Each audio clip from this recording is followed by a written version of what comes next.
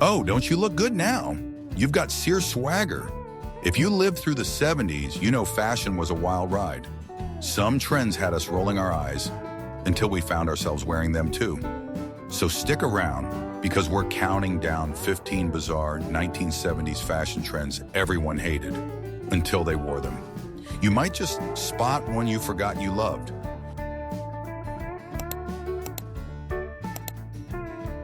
Number 1, bell bottoms. Whether you called them flares, elephant legs, or just your favorite pair of jeans, bell bottoms were everywhere in the 70s. They hugged the hips, flared out at the bottom, and swished with every step. At first, folks said they looked silly, too wide, too dramatic. But once you slipped on a pair and saw yourself in the mirror, you got it. Bell bottoms had attitude. You could wear them to school, the mall, or the roller rink and feel like you belonged. They came in denim, corduroy, even velvet, and paired perfectly with just about everything. By the time disco hit its peak, bell bottoms weren't just trendy, they were essential.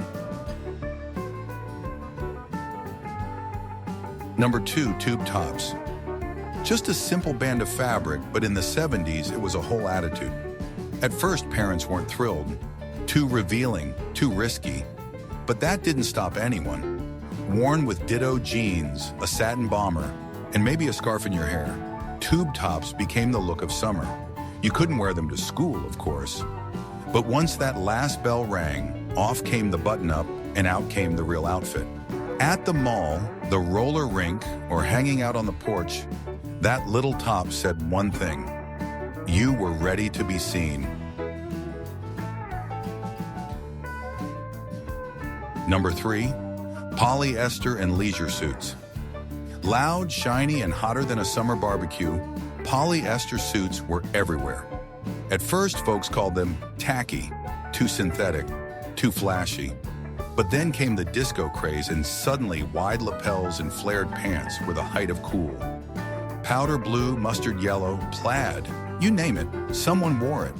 And the leisure suit, it was polyester's laid-back cousin. No tie, just a matching jacket and pants with a bold shirt underneath.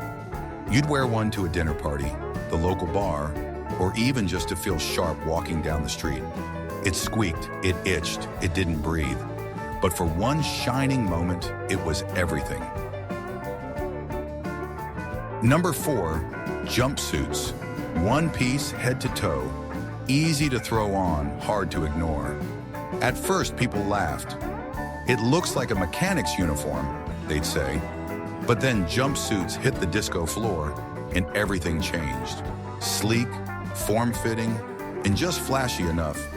They became a favorite for nights out and casual days alike. Zippers, belts, bold colors, each one made a statement. Women loved how it hugged in the right places, made getting dressed simple and looked like pure confidence. Sure, it made bathroom breaks a bit of an adventure, but the style payoff was worth every awkward zipper moment. Number 5, satin bomber jackets. Shiny, bold, and totally unapologetic. These jackets were impossible to ignore. At first, some folks thought they looked ridiculous. Satin as outerwear? Really? But once you slipped one on, with those striped cuffs and glossy finish, you felt like a rock star. They came in every color, red, gold, electric blue, and they caught the light just right at school halls, concerts, or Saturday hangouts. Lightweight and flashy, bomber jackets weren't made for warmth, they were made for attention. And if yours had your name embroidered on the chest, even better. It wasn't just a jacket, it was a statement. Number 6, disco pants. High-waisted, skin-tight, and shiny enough to blind someone under the disco lights. At first, people weren't sure, were they pants or stage costumes? But once disco fever took hold, everyone wanted in. Made from nylon, spandex, or lame, disco pants hugged every curve and bounced the light with every move. Men and women alike wore them to clubs like Studio 54, pairing them with silk shirts, plunging necklines, or glitter tops. They weren't built for comfort, but for one thing only, being seen. If you walked into the room wearing disco pants, no one was looking anywhere else. Number 7, wide collared shirts. These collars didn't just frame your face, they practically took flight. So wide they earned nicknames like wingtips or disco flaps. They started as a punchline. But by the mid-70s, if your shirt collar didn't stretch past your shoulders, were you even trying? Paired with polyester suits or bell-bottoms, wide collars became a symbol of style, swagger, and Saturday night confidence. From paisley prints to solid bold colors, these shirts were loud, and that was the point. In the 70s, subtlety stayed home. Your collar did the talking. Number 8, moon boots. Straight out of a sci-fi movie and onto snowy sidewalks, moon boots looked more like astronaut gear than footwear. At first, people laughed, big, bulky, and padded like marshmallows. But then something clicked. Maybe it was the bright colors or the way they made winter feel fun. Inspired by the Apollo missions, these boots were warm, waterproof, and impossible to miss. Kids wore them to school, teens rocked them on ski trips, and suddenly they were everywhere. Moon boots weren't about elegance, they were about making a statement. On Earth or the moon, they were out of this world. Number 9, wrap dresses. Simple, flattering, and surprisingly daring, the wrap dress took the 70s by storm. Designed by Diane von Furstenberg in 1974, it was one-piece tie-around magic. At first, some called it too clingy or too casual, but women knew better. It hugged in the right places, moved with grace, and made you feel powerful without trying too hard. From office meetings to dinner dates, it fit every moment. The best part? No zippers, no buttons, just a tie at the waist and a confident smile. In a decade of bold fashion, the wrap dress was quiet power wrapped in jersey fabric. Number 10, earth shoes. They looked odd from the start, with the heel lower than the toe. But that negative heel design had a purpose. Created by a Danish yoga instructor, earth shoes promised better posture and a more natural way of walking. Some folks swore by them, others swore at them. At first glance, they seemed like another hippie gimmick. But once you slipped them on and felt your toes spread out, it clicked. They weren't flashy, but they were comfortable, earthy, and right in step with the laid-back 70s vibe. For many, earth shoes weren't just footwear, they were a lifestyle. Number 11, Dr. Scholl's wooden sandals.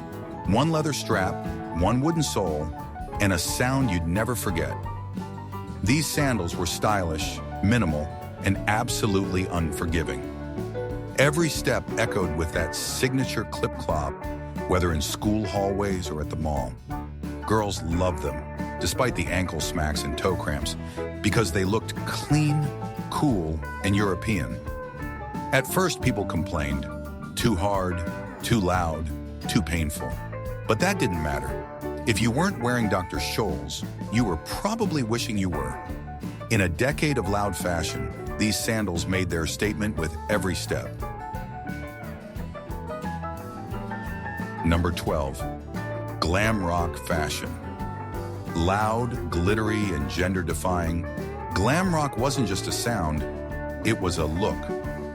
Inspired by icons like David Bowie and Mark Bolan, the style exploded in the early 70s with metallic fabrics, platform boots, and eyeliner for everyone.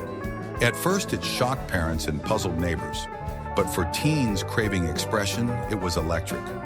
Men wore satin jumpsuits, women rocked sequins and studs, and everyone glittered under stage lights or school disco balls. Glam rock wasn't about blending in, it was about standing out, shining bright, and daring to be different in the most fabulous way. Number 13, gaucho pants. Not quite shorts, not quite full-length pants.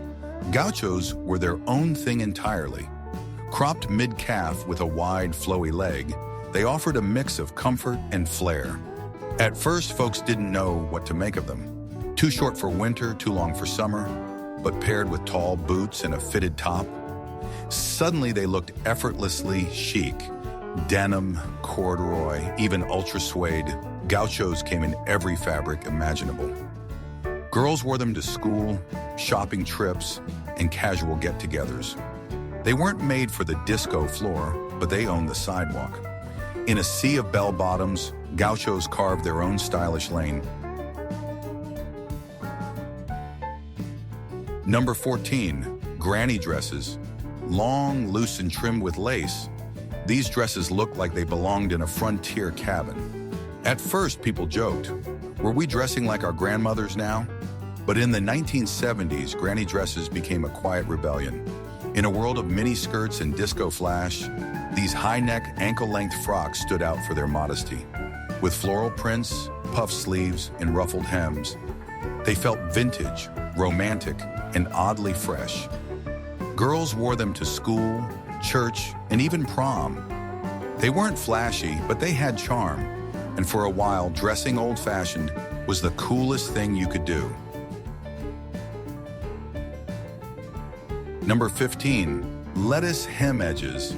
Wavy, fluttery, and a little frilly, lettuce hems added just the right touch of whimsy. They showed up on sleeves, skirts, and especially those stretchy knit tops every girl seemed to own. The hem got its name from the way it rippled like the edge of a leaf of lettuce. At first, people thought it looked homemade or even unfinished, but that was the charm. Introduced by designers like Stephen Burrows, the lettuce hem quickly caught on with teens and trendsetters who wanted a bit of movement in their look. It was playful, feminine, and so very 70s. Fashion in the 70s was bold, strange, and unforgettable. We mocked these trends at first, but let's be honest, we wore them with pride, maybe even a little swagger. Which one brought back a memory for you? Drop it in the comments, hit like, and don't forget to subscribe for more trips down memory lane. Until next time, stay groovy.